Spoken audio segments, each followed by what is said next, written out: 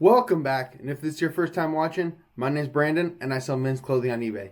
This is day 40 of the What Sold series, where I show you my daily eBay sales. At the end of the video, I'll jump into the numbers and break down my profit for the day as well. Now, let's jump right into those sales. The first sale of the day is this H-Bar-C Western shirt. It took 28 days to sell, and it sold for full price $15 plus shipping. It did have multiple stains on the front of it, or else this would have sold in the $25 to $30 range.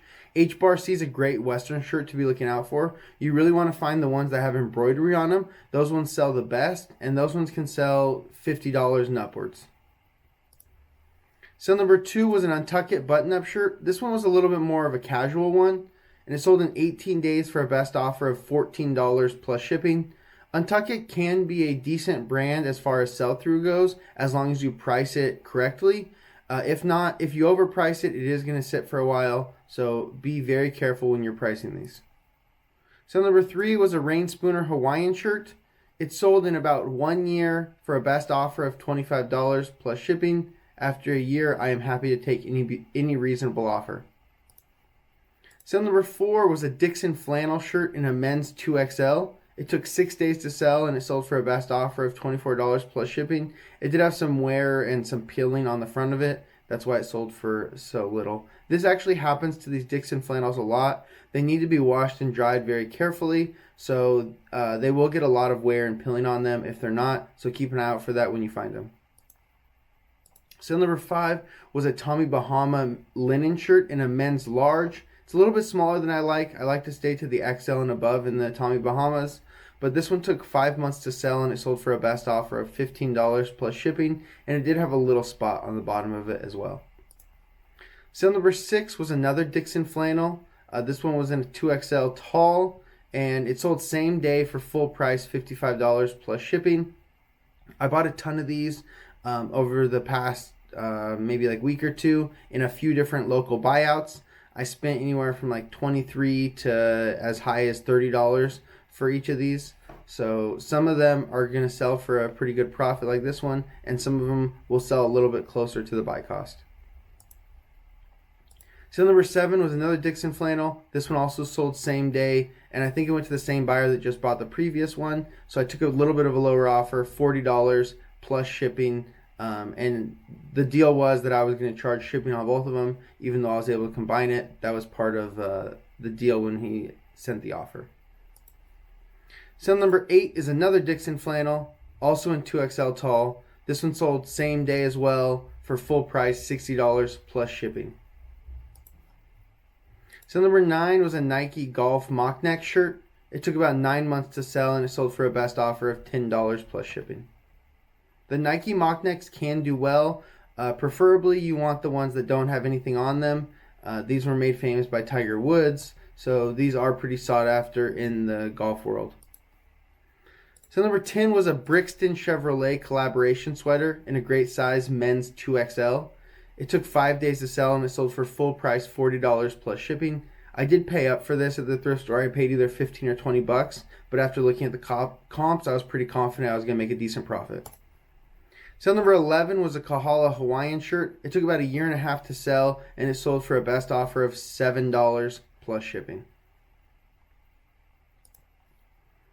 Sale number 12 was a vintage Disney Mickey Mouse shirt. It took 22 days to sell, and it sold for a best offer of $17 plus shipping. It did have some flaws on it as well. Sale number 13 was a pair of Carhartt pants in men's 38-32. They took 5 days to sell, and they sold for a best offer. Actually, they sold for full price, $18 plus shipping. I did price them down a little bit because they did have a spot on them. They were also lined, so I think that these could have gone for maybe $25 plus shipping if they didn't have any flaws. So number 14 was a vintage Bryan Adams tour shirt. This took 29 days to sell, and it sold for a best offer of $30 plus shipping.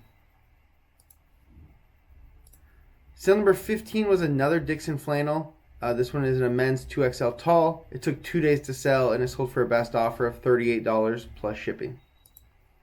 So number 16 was another Dixon flannel in a men's 4XL. It took 1 day to sell, and it sold for a best offer of $45 plus shipping.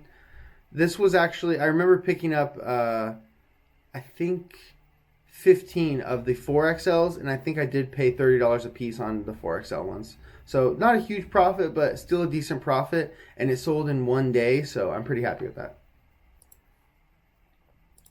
Sale number 17 was another Dixon flannel in 2XL tall.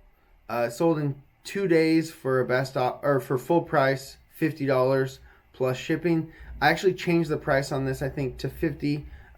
Someone wanted to make an offer and couldn't. I think it was priced at either $55 or $60. Sale number 18, another Dixon flannel in a men's 2XL tall. Sold in 2 days for a best offer of $34 plus shipping. Sale number 19 and the final sale of the day was the last Dixon flannel, and it sold in same day for a best offer of $23 plus shipping, so just $2 off. It did have quite a few flaws on it. If not, this probably would have sold in the $40 range. That's it for the sales. Let's go ahead and jump into the numbers. On October 10th, we sold 19 items for a total gross sales of $737.65, giving us an average sale price of $38.82. The higher average sale prices contributed to a bunch of those Dixon flannels that I did pay up for, so that's why it did go up a little bit. It's usually closer to like the $33 range. But this is a great day of sales. It is above average, and I think this is actually my biggest sales day of the month so far, but stay tuned for even bigger ones. Now anyways, let's go ahead and jump into the selling costs and the net sales. As you know, those are always inaccurate, so let me go ahead and tell you guys what they actually are. The selling costs were $222.19.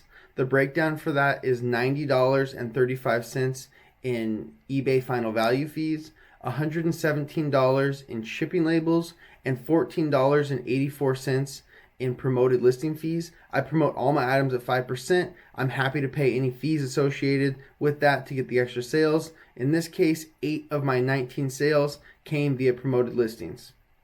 Now, if we take away the selling costs, as well as the taxes and fees collected by eBay, away from the gross sales, that's going to give us our actual net sales amount, which is $476.32. We still need to take away our cost of goods. I use an average cost of goods, which is currently $11.11 per item. So if we multiply that times the 19 items, that gives us a total cost of goods of $211.09. Now, if we take that cost of goods away from the net sales, that gives us an actual net profit for the day of $265.23. Like I said, an above average day and the biggest day of the month so far, but I think there are bigger days to come, so stay tuned.